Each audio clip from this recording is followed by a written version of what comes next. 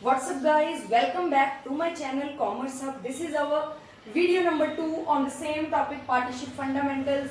I am trying to prepare a series of videos on the chapter so that all the numerical parts of the chapter can be covered. So if you want to understand today's video, kindly go and check my previous video which I have shared with you previously in the last week, in which we have discussed about what is partnership, what are features of partnership, and what is partnership deed, and what if there is no partnership deed, then what acts of Partnership Act 1932 will act upon the particular partnership firm, right?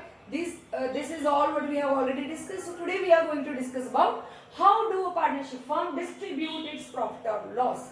Now, while we go through the definition of partnership, there is this loss word is not given. Why this word is not given? Because it is understood, I have discussed in previous video also, that profit can either be profit like positive or it can be negative. So that's why loss word is not written there, but when we are going to prepare our account, profit and loss appropriation account is to be made. This one is a little bit different from the topic which you have already studied in your class +1 about sole proprietor. What happened there? When net profit of the firm is being calculated, that directly goes to the balance sheet and added in the particular owner's or proprietor's capital. But what happens here, there are a number of partners, so they want to see कि मेरे को कितना profit मिला, तेरे को कितना profit मिला. तो ऐसे तो नहीं है कि इतना जो प्रॉफिट है जी 20,000 का प्रॉफिट है तुम ले लो, 4 पार्टनर है तो सबको मिलना चाहिए. So that is why there is a need of preparation of P&L appropriation account, right? So let's have a look at the format of P&L appropriation account, and then we will discuss how it will.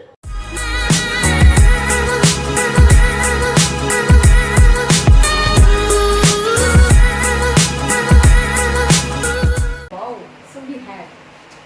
So you can see, first of all बेटा एक चीज दिमाग में रखनी है, profit and loss appropriation account profit and loss की extension. ठीक है, प्रॉफिट एंड लॉस आपने +1 में किया अच्छे से फाइनल अकाउंट्स के चैप्टर में. प्रॉफिट एंड लॉस क्या होता है? नॉमिनल अकाउंट होता है. यस, नॉमिनल अकाउंट क्या होता है? एक ऐसा अकाउंट जिसमें डेबिट साइड पे all expenses and losses, credit side पे all incomes and gains. This is the rule for nominal account. Similarly, same rule will be followed here. If there is a net profit, it will be given to you in the question.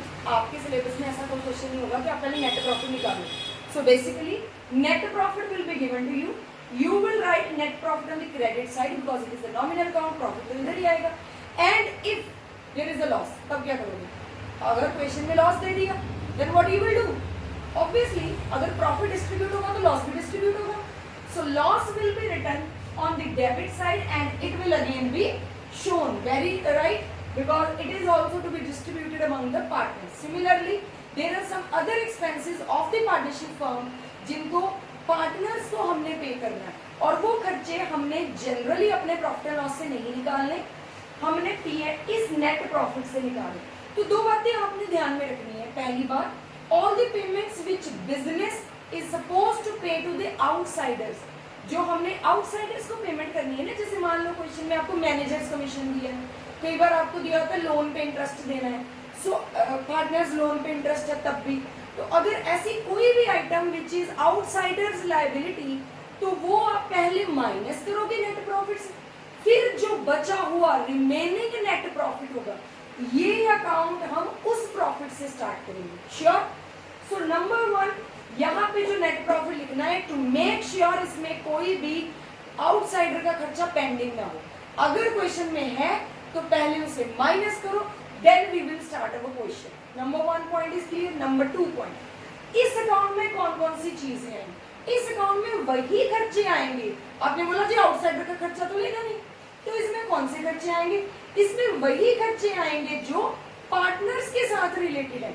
Only those expenses will be recorded here. For example, interest on capital. Partner ने as a businessman हमारी business को कुछ capital दी, ये हमने अपनी पिछली video में पढ़ा था. तो उस कैपिटल के ऊपर दे एक्सपेक्ट सम हमें इंटरेस्ट भी मिले. उससे अच्छा वो कहेंगे हम तो बैंक में एफडी करा लेते, वहां पे हमें इंटरेस्ट मिल जाता, आप तो हमें कुछ भी नहीं दे रहे. तो obviously they can demand interest on capital. So if it is written in partnership deed, again make sure If it is written in partnership deed, then it is compulsory for partnership firm to pay interest on capital. Partner के लिए तो वो फायदा है जी, मुझे तो interest मिल रहा है, मेरे को तो बड़ा फायदा है, लेकिन फर्म के लिए तो खर्चा है ना, फर्म के लिए लॉस है. So that is the reason why it will come on debit side. Interest on capital. दो पार्टनर है ए और बी, एक ही कैपिटल है 1 लाख, एक ही कैपिटल है 2 लाख, दोनों को 10-10% देना. तो एक को इंटरेस्ट मिल गया 10,000, दूसरे को इंटरेस्ट मिल गया 20,000. टोटल करके 30,000 मैंने यहाँ अमाउंट वाले कॉलम में लिख दिया. Is it clear? खर्चा है ये फर्म का. That is the reason why it is written on debit side, because I have already told you it is a nominal account. Number 2, अब पार्टनर सैलरी. ए partner कहता है जी मैं कितना काम करता हूँ, सैलरी चाहिए, इससे अच्छा मैं कहीं और जॉब कर लूँ, मैं बिजनेस में काम करता हूँ, सैलरी चाहिए. डीड में भी लिखा है कि सैलरी देनी, तो दे दो. हाँ जी, ए पार्टनर को सैलरी देनी है, से 20,000 तो पे कर दो. फिर कहता दूसरा बी पार्टनर कहता मैंने भी तो इतना काम किया, मेरी तो 5% कमीशन बनती, मैंने बोला था आपको. और क्वेश्चन में it is given that there is net profit of 1 lakh rupees. मैं एग्जांपल ले रही हूँ, this is random values of taking. तो 1 लाख की अगर उसने क्या कमीशन 5% बोली थी, तो 5% कमीशन उसको 5,000 दे दो जी बी को. उसके बाद जनरल रिजर्व. यस, अब बच्चा ये क्वेश्चन पूछ सकता है कि मैडम आपने बोला कि आउटसाइडर्स की बातें, आउटसाइडर्स का खर्चा तो यहाँ आना ही नहीं है, तो ये जनरल रिजर्व कहाँ से आ गया? तो बेटा जनरल रिजर्व आउटसाइडर का कब होता है? That is general reserve. General reserve का मतलब मेरे पास प्रॉफिट था, मैंने अपने करंट ईयर के सरप्लस प्रॉफिट में से कुछ पार्ट बचा के रखा कि मुझे आने वाले टाइम में अपने बिजनेस में जरूरत पड़ जाएगी, तो I will using it. So that is general reserve. अब जनरल रिजर्व का मान लो आपका क्वेश्चन कहता है 10% of the net profit is to be transfer to general reserve. जितना भी नेट प्रॉफिट हुआ 10% उसका निकाल लो और वो जनरल रिजर्व में डाल दो. ये सारे पार्टनर्स ने खुद डिसाइड किया आपस में बैठ के कि अच्छा हमें प्रॉफिट कम दे दो, लेकिन रिजर्व बना लो क्योंकि रिजर्व बाद में हमारे काम आ जाएगा. ठीक है, तो 1 लाख रुपया था, फिर से 1 लाख का 10% कितना हुआ 10,000.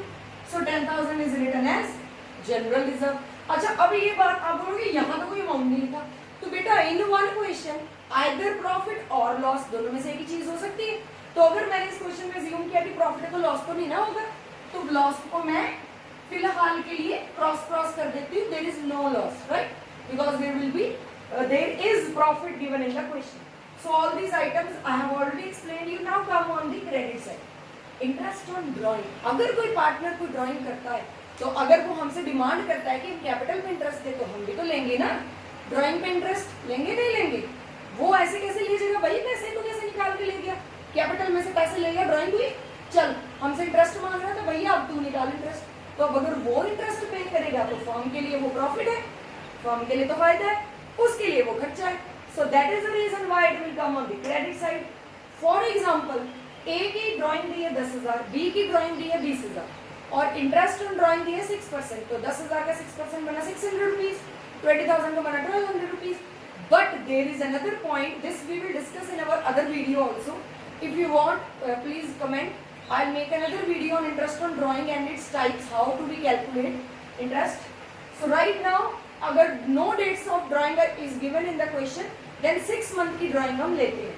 तो 10,000 का 6%, 600, 600 का 6 month, 300 and 600. So 900 rupees interest on drawing will be written. For example, that's all for the question, right? So what to do now? Just have total of one side, total of other side, and then calculate, find out the balancing figure. Say this side total is 1 lakh and 900, right? This side's total is 10,000, 20, 30, 20, 50, 55, 65. 65,000 total है. तो किस side का बड़ा उधर का balancing figure इधर आ जाएगी. So its balancing figure will be 1 lakh में से 65,000 चलेंगे, कितने बचे 35,000, 35,900. So 35,900 will be profit for the business. अब सारे पार्टनर्स को जिसने जो मांगा, सैलरी मांगी दे दी, कमीशन मांगी दे दी, रिजर्व भी रख लिया, इंटरेस्ट भी दे दिया, इंटरेस्ट चार्ज भी कर लिया, सब हो गया. अब ये है बचा हुआ प्रॉफिट. इस बचे हुए प्रॉफिट को हम बोलते हैं डिविजिबल प्रॉफिट. क्या बोलते हैं हम इसको? Divisible profit. क्यों बोलते हैं divisible profit? Because this is a profit which is to be divided among the partners and in which ratio it will be divided. अगर तो पार्टनरशिप डीड बनी है तो डीड के अकॉर्डिंगली दे दो 2%, 2:1, 1:2, 3:4, जो भी रेशियो है। अगर कुछ भी नहीं दिया है, there is no partnership deed, then this profit will be distributed among this partners equally. Clear? तो whatever ratio is there, say no ratio is there, तो 1:1 रेशियो में इसको डिस्ट्रीब्यूट करके यहाँ और यहाँ इसका अमाउंट लिख दो। Now what is this, why I have written this? It is not necessary that in every question there is a profit which is to be transferred to A and B. There may be loss. So in case there is a loss, then that loss will be written on this side and it will again be distributed among the partners in their profit sharing ratio. But here right now in the equation there is profit, so profit is to be divided among the partners. Is it clear to you? So this is the basic formula format of profit and loss appropriation account. बच्चे make sure while attempting your pre-board or board exams, if you want to score full marks, always keep in mind to write full format of P&L appropriation account for the year ended. Year ended, if year is mentioned in the question, you are supposed to write it 31st March 2019 or whatever is there. Then debit and credit by and to. Moreover, one very important point, capital word is to be written here. A is capital, B is capital account. In case capitals are fluctuating, in case capitals are fixed, then we will replace this place with the word current account. A is current account, B is current account. At all the places current account, current account. Now what are these current account and capital account? This again we will be discussing in our next video. So that's all for this video. If you like the video, please click on the bell icon so that you can get the notification of upcoming videos. Like और comment करके ज़रूर बताइए आपको कैसा लगा. If you want me to make some more videos on other topics, you can demand and please subscribe the channel. Thank you very much.